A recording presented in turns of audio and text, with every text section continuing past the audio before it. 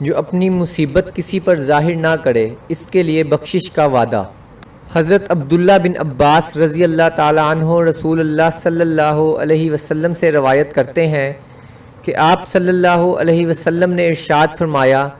کہ جو بندہ کسی جانی یا مالی مصیبت میں مبتلا ہو اور وہ کسی سے اس کا اظہار نہ کرے اور نہ لوگوں سے شکوہ شکایت کرے تو اللہ تعالیٰ کا ذمہ ہے کہ وہ اس کو بخش دیں گے۔ صبر کا اعلیٰ درجہ یہ ہے کہ اپنی مصیبت اور تکلیف کا کسی سے اظہار بھی نہ ہو، اور ایسے صابروں کے لیے اس حدیث میں مغفرت کا پختہ وعدہ کیا گیا ہے اور اللہ تعالیٰ نے ان کی بخشش کا ذمہ لیا ہے۔ اللہ تعالیٰ ان مواعید پر یقین اور ان سے فائدہ اٹھانے کی توفیق عطا فرمائے۔